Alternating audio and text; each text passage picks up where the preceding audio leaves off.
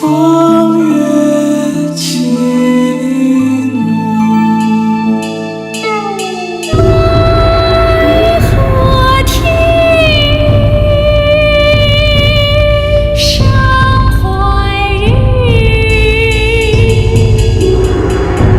寂寥世事千女中，世事千女中。此生应出之，怀金刀玉的红楼梦。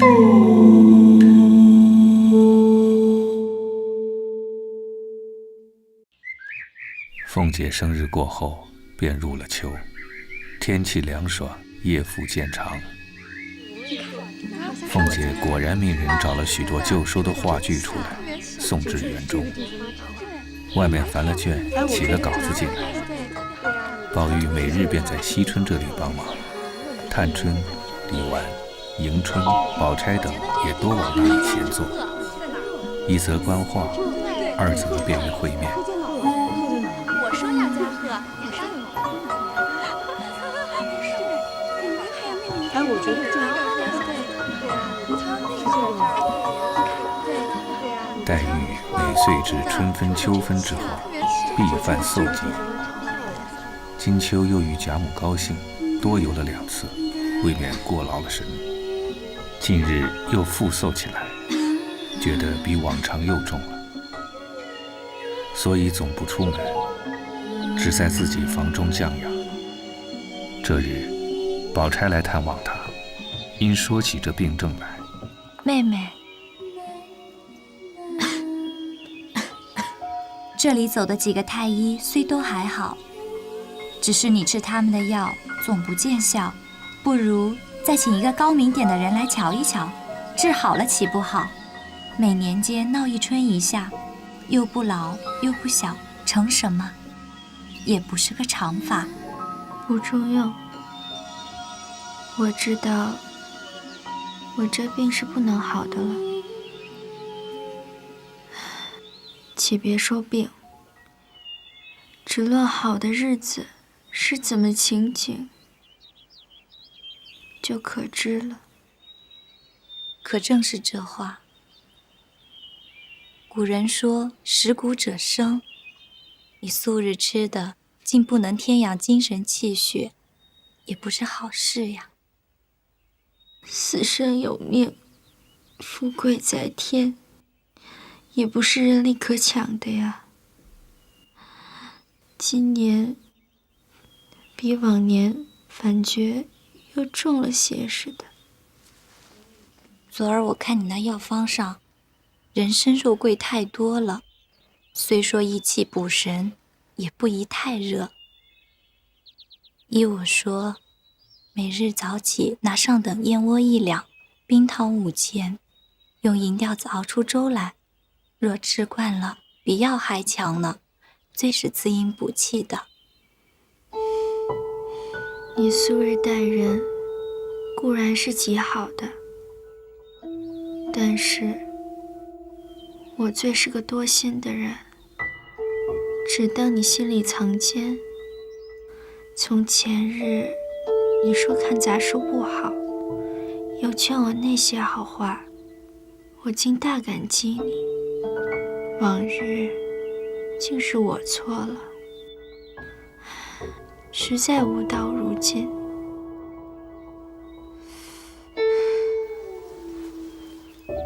细细算来，我母亲去世的早，又没有姊妹兄弟，我长了这么大，还没有一个人像你前日的话教导我的。怨不得人丫头说你好，往日我见她赞你，我还不受用呢。昨儿我亲自经过，才知道了。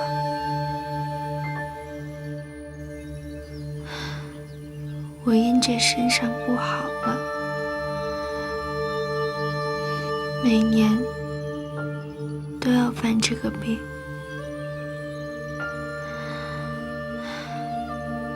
请大夫熬药，人参肉桂都已经闹了个天翻地覆。这会子我还说要熬什么燕窝粥，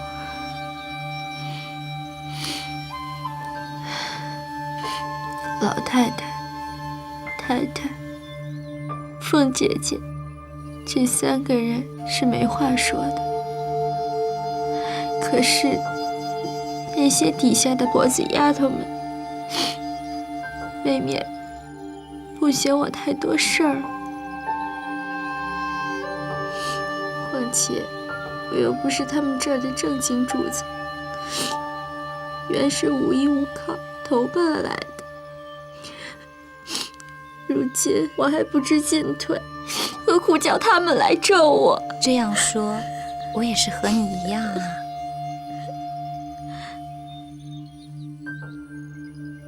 你如何比我？你又有母亲，又有哥哥，家里又有房有地，你不过就是亲戚的情分白住了这人，一应大小事情又不沾他们一文半个，要走就走了。可是我是一无所有，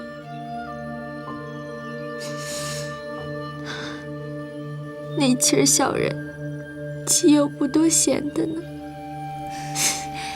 将来也不过多费得一副嫁妆罢了，如今还愁不到这里呢。人家刚拿你当个正经人，把心里的烦恼告诉你听，你怎么反拿我取笑呢？虽是取笑，却也是真话。你放心，我在这里一日，我与你消遣一日。你有什么委屈烦难，只管告诉我，我能解的，自然替你解一日。我虽有个哥哥，你也是知道的，只有个母亲，比你略强些。咱们也算同病相怜。你这么个明白人，又何必做司马牛之叹啊？你才说的也是，多一事不如省一事。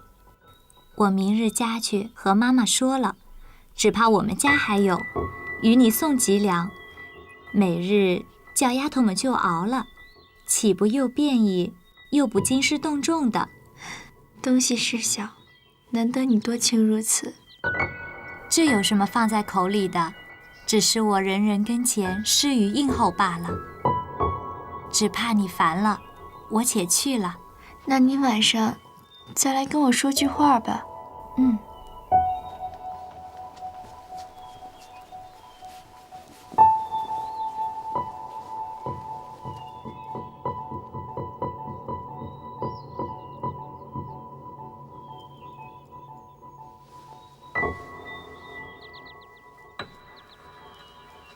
这里，黛玉喝了2口粥，仍歪在床上。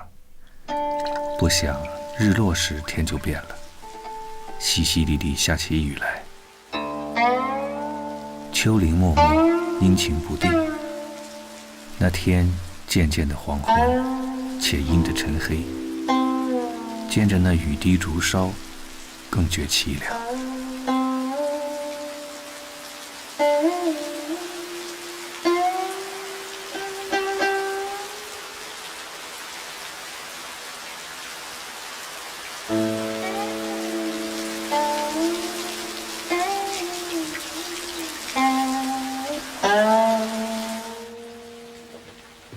黛玉便在灯下随便拿了一本书，却是乐府杂稿，有《秋桂院》《别离院》等词，黛玉不觉心有所感，亦不禁发语章句，遂成待别离一首，拟春江花月夜之歌，乃名其词曰《秋窗风雨夕》。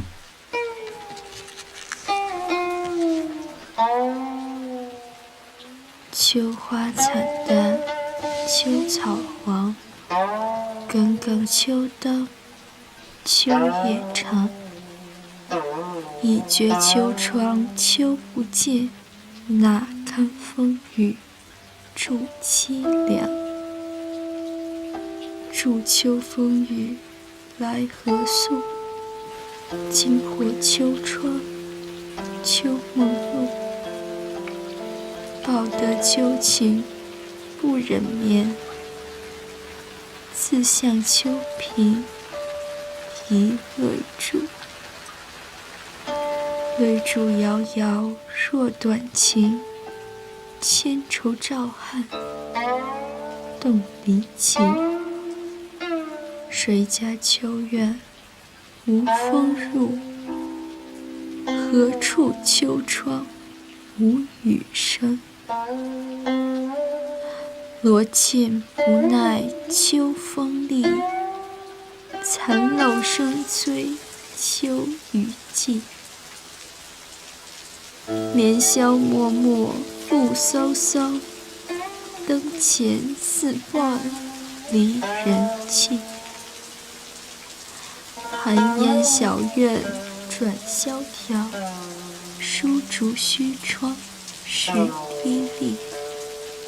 不知风雨几时休，一觉泪洒窗纱湿。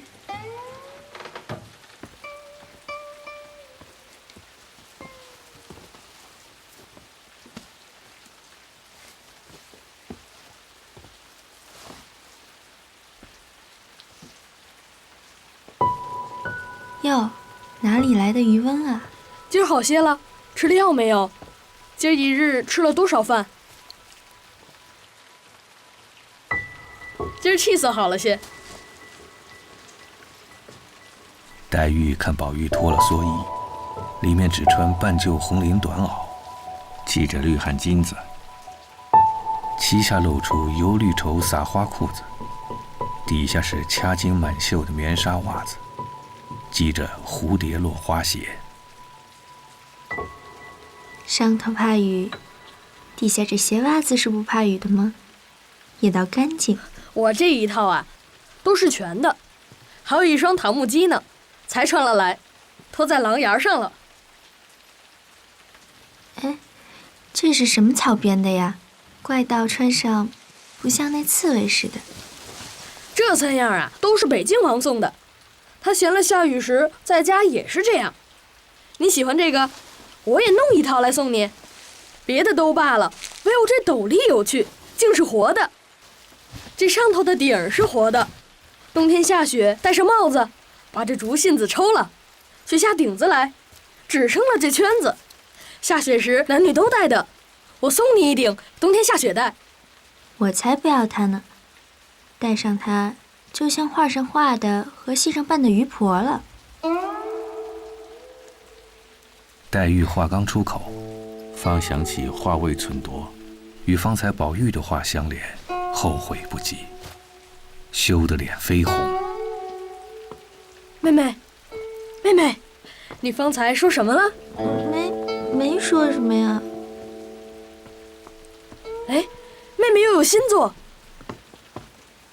秋窗风雨夕，秋花惨淡秋草黄，耿耿秋灯秋夜长。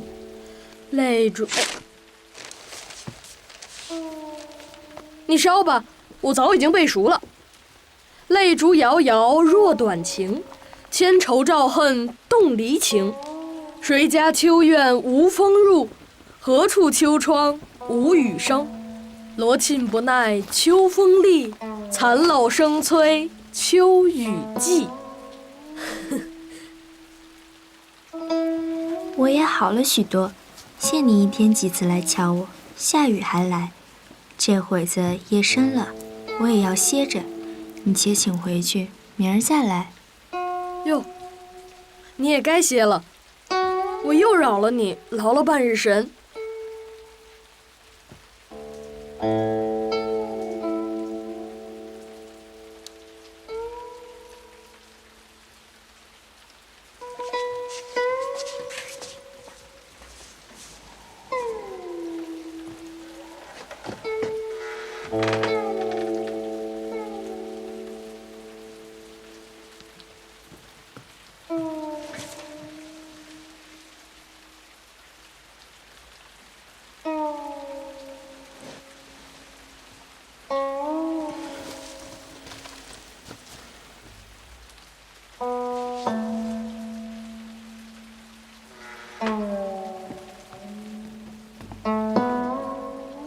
我方才忘了说了，你想吃什么？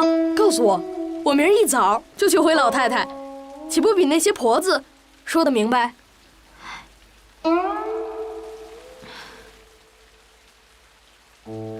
等我夜里想着了，明儿早起告诉你吧。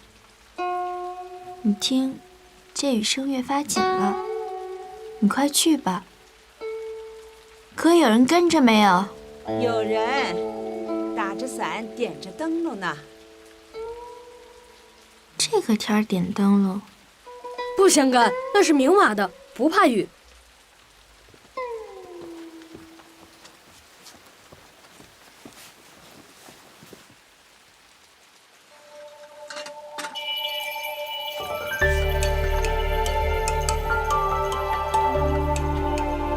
这个又比那个亮，正是雨里点的。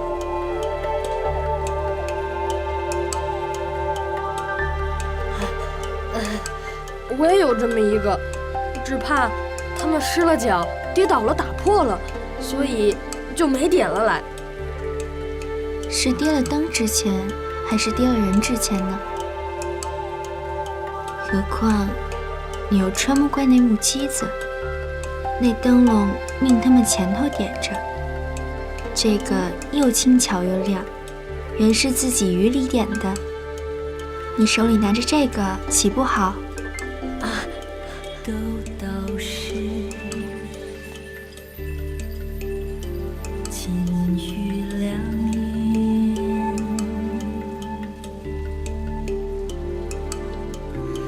安知眠，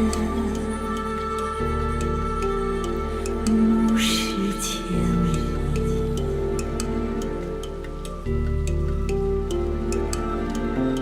都道是金玉良缘，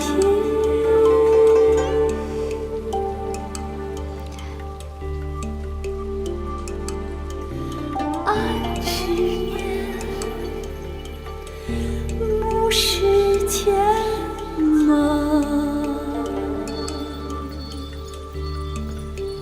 空对着山中高士金银雪。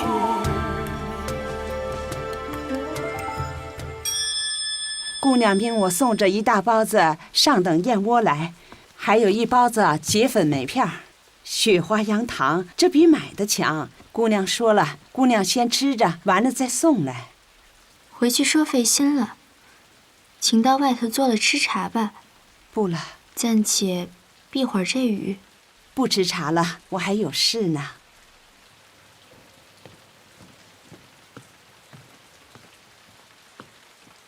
黛玉自感念宝钗，一时又羡她有母兄，一面又想宝玉虽素习和睦，终有嫌疑。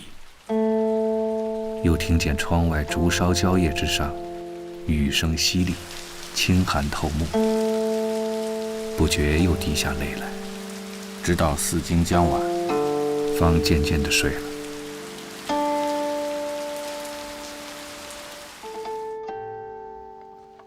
如今且说凤姐因见邢夫人叫她，不知何事，忙另穿戴了一番，坐车过来。老爷因看上了老太太的鸳鸯，要她在房里，叫我和老太太讨去。我是怕老太太不给。你可有法子？依我说，竟别碰这个钉子去。老太太离了鸳鸯，这饭也吃不下去的，哪里就舍得呢？况且平日家说起闲话来，老太太还常说，老爷如今也上了年纪，做什么左一个小老婆，右一个小老婆的放在那里，蓦地耽误了人家。放着身子不保养，官儿也不好生做去。成日家和小老婆喝酒，太太听这话，很喜欢老爷呢。这会子回避还恐回避不及，倒拿草棍儿戳老虎的鼻子眼儿去了。太太别恼，我是不敢去的。明放着不中用，而且还反招出没意思来。哼，大家子三房四妾的也多，偏咱们就使不得。就是老太太心爱的丫头，这么胡子苍白了，又做了官的一个大儿子，要了做房里人，也未必好驳回的。我叫了你来，不过商议商议，你先派了一篇不是，哪有叫你去的理儿？自然是我说去。你倒怪我不劝，你还不知道那性子的。劝不成，先和我恼了。太太说的极是，我能活了多大，知道什么轻重。想来在父母跟前儿，别说是个丫头，就是那么大个活宝贝，不给老爷给谁？背地里的话哪里信得？我竟是个呆子，连二爷或有日得了不是，老爷太太恨得那样，恨不得拿来一下子给他打死。及至见了面，也就罢了，依旧拿着老爷太太心爱的东西赏他。如今老太太待老爷，自然也是那样的。依我说呀，老太太今儿喜欢，要讨啊，今儿就讨去。我先过去，哄着老太太发笑，等太太过去了呢，我大声地走开，把屋里的人我也带开，太太好和老太太说话的。这给了更好，不给呢也没妨碍呀，反正众人也不知道啊。我的意思，先不和老太太要，老太太要说不给，这事儿便死了。我心里想着，先悄悄地和鸳鸯说，她虽害臊，我细细地告诉了她，她自然不言语，就妥了。那时再和老太太说，老太太虽不依，隔不住她愿意。常言，人去不中留，自然便妥了。哎呀，到底是太太有智谋，这可是千妥万妥的。别说是鸳鸯了，凭他是谁，谁不想拔高往上，不想出头的？这半个主子不做，倒愿意做个丫头。正是这话了。别说鸳鸯，就是那些执事的大丫头，谁不愿意这样呢？你先过去，别露一点风声。我吃了晚饭就过来。哎，鸳鸯素习是个可恶的，虽如此说，保不言他就愿意了。我先过去，太太后过去。若他依了，便没话说；倘或不依，太太是个多疑的人，只怕就以我走了风声，羞恼成怒，拿我出起气来，这倒没意思了。不如同着一起过去，他依也罢，不依也罢，就依不到我身上了。怎么，你不愿意？哎呦，哪里的话！我才进大门时，见小子们抬车，说是太太的车拔了缝了，拿去收拾了。不如这会子坐了我的车，一起过去倒好。还是你想的周全。邢夫人听了有理，便自往贾母处，和贾母说了一回闲话，便出来假托往王夫人房里去，从后门出去，打鸳鸯的卧房前过。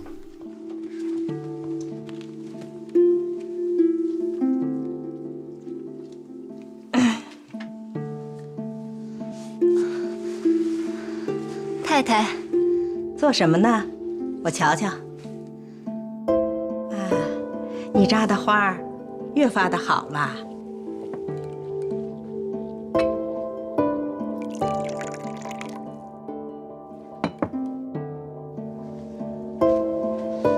太太请。只见鸳鸯穿着半新的藕荷色的绫袄，轻缎掐牙背心，下面水绿裙子，丰腰削背，鸭蛋脸面，乌油头发，高高的鼻子，两边腮上微微的几点雀斑。太太，这会子不早不晚的，过来做什么？我特来给你报喜来了。你知道，你姥爷跟前儿竟没有个可靠的人，心里再要买一个，又怕那些人牙子家出来的不干不净。满府里要挑一个家生女儿收了，又没个好的，不是模样不好，就是性子不好。因此，冷眼选了半年，这些女孩子里头，就只你是个尖儿。模样、行事做人，温柔可靠，一概是齐全的。意思啊，要和老太太讨了你去，收在屋里。你这一进去了，进门开了脸，就封你姨娘，又体面又尊贵。你又是个要强的人，俗话说的，金子终得金子换。谁知竟被老爷看中了你。如今这一来，你可随了素日志大心高的愿了，也堵一堵那些嫌你的人的嘴。走，跟着我回老太太去。哎呀，这有什么臊处？你又不用说话，跟着我就是了。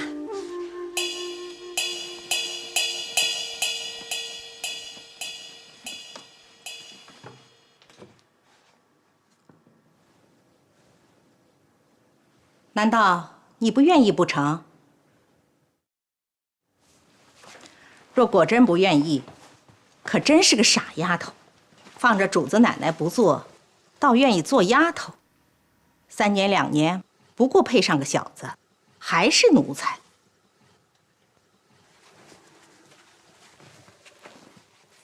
你跟了我们去，你知道我的性子好，老爷待你们又好。过1年半载，生下个一儿半女，你就和我并肩了。县城的主子不做，错过这个机会，后悔就迟了。哎，你这么个爽快人，怎么这么急乎起来了？有什么不称心之处，只管说与我，我保你随心如意就是了。哦，想必你也有老子娘，自己不肯说话，怕臊。让我去问他们，叫他们来问你，有话只管告诉他们啊。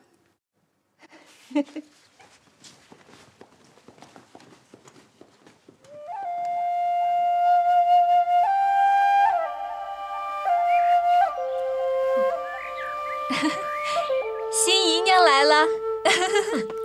怪道，你们串通一气来算计我，等着我和你主子闹去就是了。我们奶奶把始末缘由都说与我听了。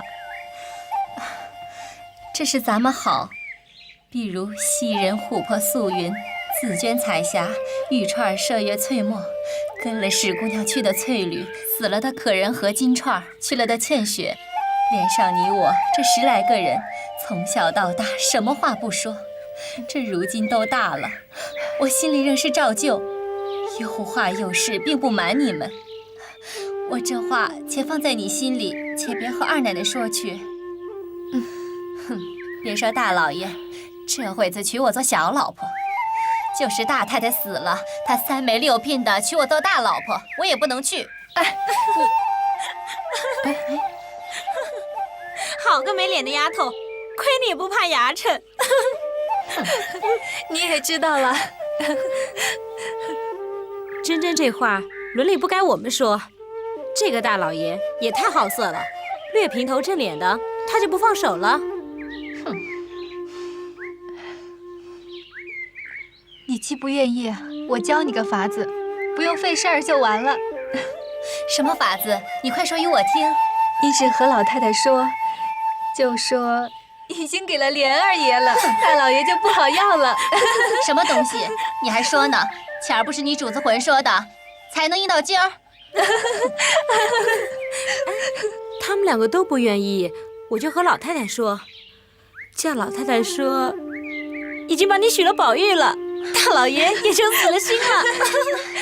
你们2个蹄子不得好死的，人家有为难的事儿，你们倒替换着取笑。你们自以为都有了结果了，将来都是做姨娘的。哼，据我看，这世间的事儿未必都随心如意，你们且收着些，别太落过了头了。鸳鸯，好姑娘，好姑娘，好姑娘，来，我们坐下慢慢说啊，别生气啊，坐下慢慢说。好姐姐，别多心啊，咱们从小都是亲姊妹一般，只不过无人处偶然取个笑。你的法子说与我们听，我们也好放心啊。什么法子？我只管不去就是了。你不去未必得甘休，大老爷的性子你是知道的。虽然你是老太太房里的人，此刻不敢把你怎么样，难道你跟着老太太一辈子不成？那时落了她的手，倒不好了。老太太在这里一日，我就一日不离这里。将来老太太归了西，横竖还有3年的孝呢。每个娘才死，她先娶小老婆的。等过了3年，怎知什么光景？那时再说。纵到了至极为难，我剪了头发做姑子去，不然还有一死，一辈子不嫁男人又怎么样？乐得干净呢。鸳鸯，朕这蹄子没了脸，越发信口都说出来了。事到如此，臊一会儿又怎么样？哼，你们不相信，就等着慢慢看吧。刚才太太还说找我的老子娘去，哼，我看她南京找去。你的父母都在南京看房子，没上来。现在你哥哥嫂子在这里，可惜啊，你是这里的家生女儿，不如我们2个是单在这里。家生女儿又怎么样？牛不吃水强按头，我不愿意，难道他杀我的老子娘不成？当时找不着你爹娘，一定和你嫂子说了吧？哼，这个娼妇专管是个酒过饭骆驼的。哎呀，哪儿都没找到，姑娘跑到这儿来了。姑娘们都在啊，坐呀，我找我们姑娘说句话。什么话这样忙？我们这里猜谜银手坯子打呢，猜了这个再去。什么话？你说吧。姑娘跟我来，横竖有好话。可是大太太跟你说的那话，姑娘既知道了，那还奈何我？快来，我细细的跟你说，可是天大的喜事儿。呸！快夹着你的臭嘴离来这里！好多着呢，什么好话？宋徽宗的印，赵子昂的马都是好话。什么喜事？状元斗冠的奖又满是喜事。怪到成日家羡慕人家做小老婆的，一家子仗着横行霸道的，一家子都成了小老婆了。你们看得眼热了，把我也往火坑里推。我若得了脸，你们在外头横行霸道；我若不得脸，你们王八脖子一缩，生死由我。哎呀，鸳鸯，坐下，愿不愿意你好说啊，快坐下犯不着这么牵三挂四的。所以说，当着矮人别说矮话。姑奶奶骂我，我不敢言。这2位姑娘并没惹着你，小老婆长，小老婆短的，大家脸上怎么过得去？鸳鸯，你倒别这么说，他也并不是说我们，你倒别牵三挂四的。你听见哪位太太太爷们封我们做小老婆了？况且我们两个也没有爹娘哥哥兄弟在这门子里仗着我们横行霸道的。他骂的人自有他骂的，犯不着我们多心。好了，好了，鸳鸯。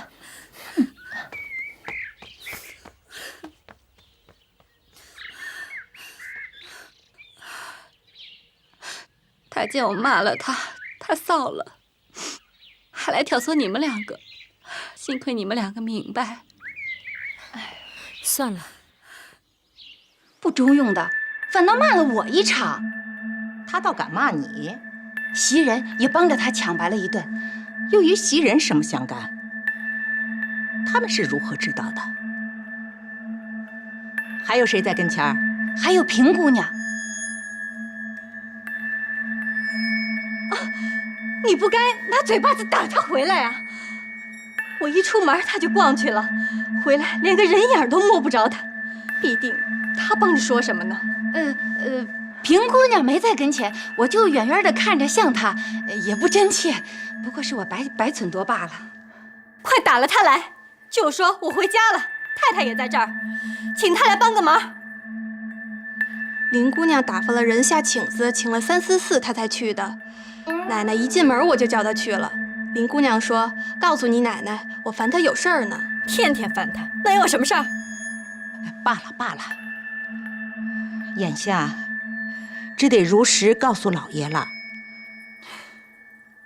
南京的房子有人看着，好几家呢。即刻叫上金彩来。上次南京信来，金彩已经得了痰迷心窍，那边连棺材银子都赏了，不知道是死是活。他老婆子又是个聋子，叫来有没有用？下流球囊的，骗你这么知道，还不快点离了我这里！老爷，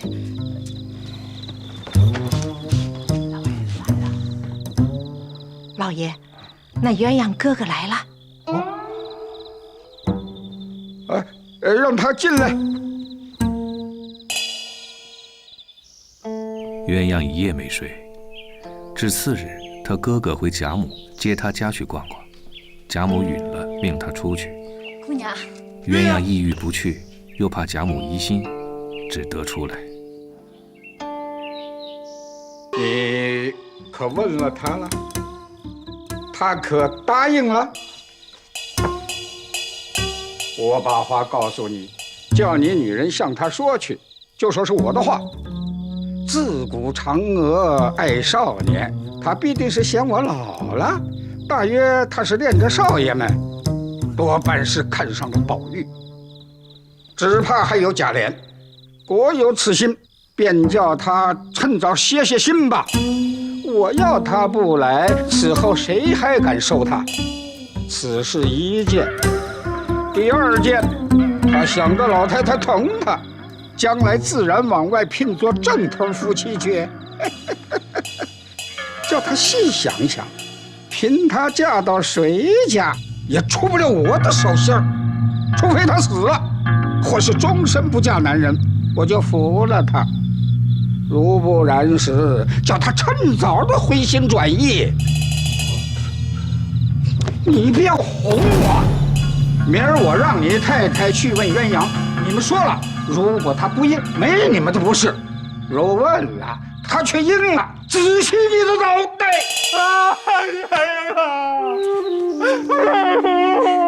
姑奶奶，我求求你了啊！你要是再不答应，我跟你哥的小命可就没了。奶奶，我求求你了啊！也愿意去，允许你们带我去回来说老太太。可巧王夫人、薛姨妈、李纨、凤姐、宝钗等姊妹都在贾母跟前凑趣儿。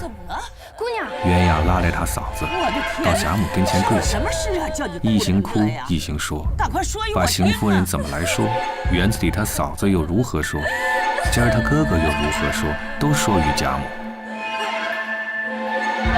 因为不义，方才大老爷约景生我恋着宝玉，不然就是要等着往外聘。我到天上，这一辈子也跳不出他的手心去，终究要报仇。我是横了心的，当着众人在这里，我这一辈子，莫说是宝玉，便是宝金、宝银、宝天王、宝皇帝，我横竖不嫁人就完了。就是老太太逼着我，我一刀子磨死了也不能从命。若有造化，死在老太太之前；若没造化，要不是老太太归了西，或是寻死，或是剪了头发当尼姑去。我通共生了这么一个可靠的人，他们还要来算计。你们原来都是哄我的，外头孝敬，暗地里盘算我，有好东西也来要，有好人也要。生了这么一个毛丫头，见我待她好了，你们自然气不过，弄开了她，好摆弄我。若说我不是真心，暂且拿话来支吾，日后再粗别的。天地鬼神，日头月亮照着嗓子，从嗓子里长了钉烂了出来，烂化成浆在这里。是啊，是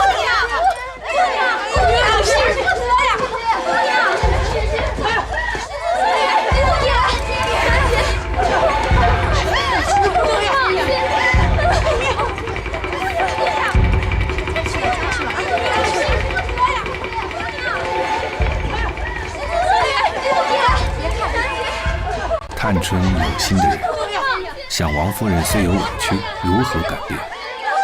这正是用着女儿之时，因此窗外一听，便又走进去。这事儿与太太什么相干？老太太想一想，有大伯子要说屋子里的人，小婶子如何知道？便知道也忒不知道啊！可是我老糊涂了。姨太太，别笑话我。你这个姐姐，她是极孝顺的，可是委屈了她。老太太偏心，多疼小儿子媳妇儿也是有的。不偏心，宝玉，我错怪了你娘，你怎么也不提我？我偏着娘说大爷大娘不成？统共一个不是，我娘在这里不认，却推谁去？我倒想认识我的不是，可老太太不信啊。这也有理。宝玉，哎，你快给你娘跪下。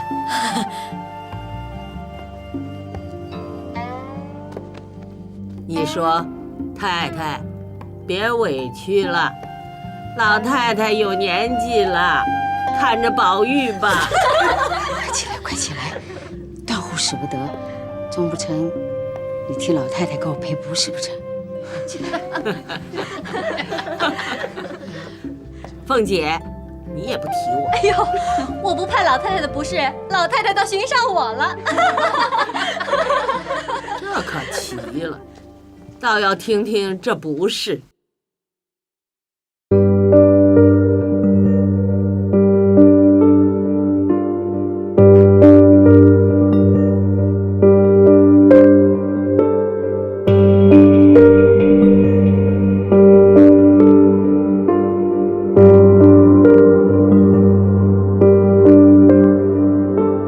围观的家业凋零，富贵的金银散尽。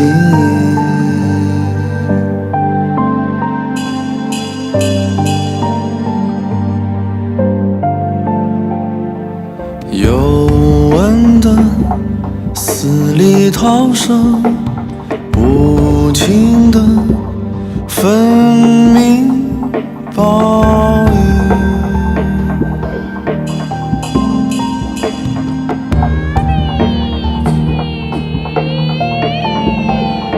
签名的名一换，牵泪的泪一牵，冤冤相报是非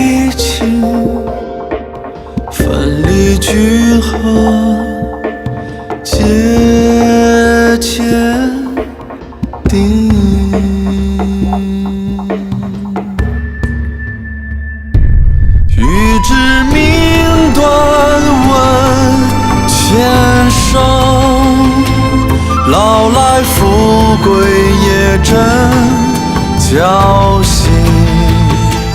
看破的遁入空门，痴迷的枉送了性命。欲知命断问牵手，老来富贵也真侥幸。好一丝是金鸟投林，落了片白茫